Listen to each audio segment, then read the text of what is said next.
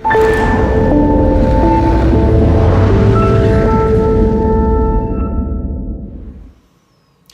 everyone, and welcome to The Generalist, where security practitioners come to look beyond niches, silos, egos, and hopefully build their competence and credibility. My name is Ilya Omansky. No interviews for this episode. This is episode 15. I want to offer you my reflection. Reflection on two very important topics. One is the Capitol riot, and the second is application of our practice of protection in organizations. So there have been so many opinions about Capitol riot and I guess execution of security during that event, prior to it. And as you can see now, there are also discussions in political circles, I guess testimony being offered by people closely related to this event, people who had some form of responsibility for protection in one form or another. And opinions obviously are mixed. Now, you've heard me talk to some peers in the industry and they offered their views. What I find striking for me as a practitioner in asset protection is that I actually haven't noticed application and display of security anywhere in that event. So if we're discussing whether security was well executed or if it was poor, my opinion is there was no security whatsoever. At best, this was a display of law enforcement being reactive and predictably untrained about anything related to asset protection. So why do I think this way? I think this way because while certain bits and pieces of what could constitute protection of assets may have been in place, like there surely was some threat intelligence in place, but it wasn't plugged into the process, and people responsible for consuming this type of content at least superficially appear to be incompetent. There's also the fact that perhaps threat intelligence were so voluminous and I guess described as threat intelligence, where it was primarily probably more raw information, and the analysis part was probably missing, again, to facilitate prudent decision making on the part of people who at least had some competence to think ahead of the problem. I also observed through a variety of footage, a variety of discussions and visuals, how no possible protection was in place around the facility itself and around the incoming volume, the incoming crowd of people that were approaching and then set themselves in front of the facility. And so there have been discussions early on after that event, and my comment was, what I found surprising was that if you look at the visitor map of the US Capitol, it actually extends far beyond the building itself. Okay, it has a few avenues, vast space of site grounds that are considered to be part of experience when you visit the US Capitol. So from even a visitor's perspective, my protection measures would have been set farther away, I should say, from the facility itself. And if I had to think about, would I even have contemplated allowing an angry mob to set themselves in troves in front of my facility, including the site grounds, I would have had to have played through a variety of scenarios and digging for useful threat intelligence and possibly nudging analysts to produce that so far in advance of any events taking place on that day. So it seems to me, agree with it or not, that it wasn't really application of asset protection in the least bit. And like I said, primarily in my view, this was not a display of security, not a display of asset protection. It was just poor performance of poorly trained law enforcement personnel. Can you blame them? Of course not. This is all a feature of a system that needs to probably be enhanced in terms of basic education about what asset protection is and how to deliver it. Of course, it's going to be very complicated, and you have to do this right, but you have to do this nonetheless. To then possibly question whether the lying personnel had done anything right or wrong. And I feel like they're the last people to blame. Now, with small exceptions of those who literally didn't do their job by the standard operating procedures. So that's a separate matter that can be addressed later, I'm sure, by the department itself. But was it a display of asset protection? Not at all. So I think that we need to reframe our thinking, at least try to reframe our thinking about this event and learn the hard lessons about being preemptive, about maintaining the peace of mind for those whom we advise, for those whom we protect, and also the peaceful state for the tangible assets that we're in charge of. That peaceful state cannot be assured if you're getting your information or if you're needing to act on the day of the event. That peaceful state can be achieved if you have allowed yourself sufficient time to plan through plan through the set of events that can unfold, scenarios, and then to be able to deliver protection sufficiently enough so that there is no significant impact on any of the assets that you're in charge of. And this is, again, goes back to this word asset. I worry for our industry that we are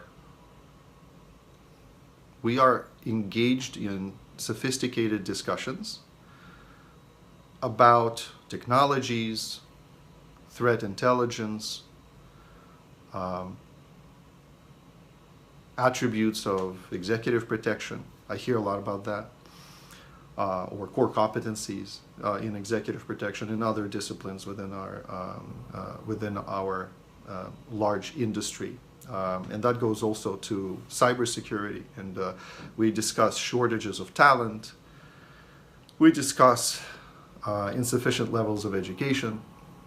But at the end of the day, we're missing a discussion about the basics. And let's take a diversion for a second and think about what is the real test of asset protection or maturity of asset protection in any organization. I don't care whether it's the CIA or if it's a facility that operates, I don't know, some machinery and produces some gadgets. So it doesn't matter whether it's government or private sector. And if you're a practitioner in either, right, and if you are thinking that you're responsible for protection of assets, let's ask ourselves a question. Do you understand what assets you're protecting? And do you understand how those assets influence the objectives of the organization, the operational and overall objectives of the organization, what they're delivering as an output to society or to consumers, whatever that may be. And you also have to ask a question about how those assets are then related with the loss impact on those assets. So what is the impact of a loss to an organization relative to the assets that are being protected? And how then those assets are prioritized in an organization. So I hope this wasn't too convoluted. In essence, what I'm trying to establish is for us practitioners to ask a question when either we're assessing another organization or if we're doing a self-assessment, right? To ask a question, do we really understand what it is that we're protecting? And if the answer is we're protecting people and property, and we're protecting information, well, you're wrong. Why? You're wrong because this is too superficial an answer. Of course you're protecting all those three, but within each of them, within the human element of assets, within the tangible and physical element of assets, meaning property, for example, also protection of information, you will have variety of priorities. You would be protecting the CEO and the executive suite, the decision makers, the people without whom organization will simply not function, with a different set of tools and measures and with a different set of priorities. And then you would be protecting, let's say, line management or people who work in junior roles. Okay? Now, I say this not because I feel that there's rating system for people in an organization, but by virtue of their contribution to the organization, you would have to prioritize their importance to the objectives of the organization. The same goes for physical property. Okay, you would have to drill in further to several layers to understand what kind of property is it. Does it affect the organization severely or less severely? And the same goes for information. Not all information is the same, nor should it be protected to the same level. It's almost comical when I hear organizations continually saying that in 2021 now, saying that all of their information is confidential. So as practitioners, we should know better that it is impossible to protect all information within an organization to the same standard, at the same level. Nor should you be calling all of the information confidential. There should be a system of prioritization. And so smarter organizations, of course, prioritize levels of confidentiality or sensitivity of certain information, and certainly then deliver their protection measures in relation to that level of prioritization. So I don't think that we're asking this question often enough. I don't think that we're pondering, as practitioners who are in-house or practitioners who are consulting someone, what is being protected, what is necessary to be protected, what are mission-critical assets, and scrutinizing the answers within organizations to really clearly understand how, first of all, why a certain asset is selected, why it's defined as an asset, how important it is to the objectives, in relation to the objectives of the organization, and then start thinking about loss scenarios that could affect that asset and the impact. The impact can be thought of in three ways: operational, reputational, and financial. And so without, in my humble opinion, without that level of thought, all of our conversations about technology, how great it is, how we're looking for the next gadgetry to enter our market, or how we're looking for fundamental shifts in how technologies in security evolve and how they help organizations.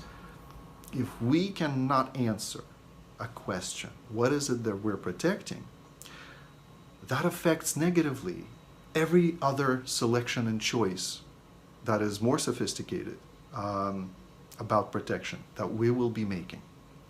Therefore, our opinions and choices of technology, or about selection of technology, will be negatively affected because we simply don't know how it's a fit for purpose relative to the protection of certain critical, mission-critical assets. We also will be struggling to answer the same when we're talking about information. And I see that the information protection community continues to struggle with the selection of standards. They continue to struggle with, talent enhancements and talent acquisition. Well, that's understandable, but at the end of the day, I don't hear a lot of people talking about the most fundamental and probably the most basic concept of protection of assets. What are the assets that you are protecting? What are loss scenarios and the impact to those assets? How do those assets relate to business objectives? None of those conversations are taking place. Well, I shouldn't say none. I should say that if they are taking place, they are likely very fragmented and likely insufficient to move us forward to actually start improving things around us in our organizations. So I'm all for more sophisticated discussions and taking on topics like talent selection, like education, like technology, but I don't think we're doing anyone any favors, particularly those whom we're advising, if we are not taking a step back and asking a simple question. What is it that we're protecting? Now, if you take this back to the issue of Capitol riots, the same is evident. There was not a question, nor was there a system in place to carefully scrutinize assets, mission-critical assets, how they needed to be protected, what would be the loss scenarios, what would be the impact, and therefore allocation of protection measures and design of protection systems around those assets. That's my opinion. I always welcome comments. I always welcome any ideas about how we can change the direction of our discussions, because I feel like as much as we're taking on these more sophisticated and more complicated topics, we're forgetting about a simple question that we should be asking before we allow ourselves to go and delve into more complicated matters. Thank you. Please stay safe.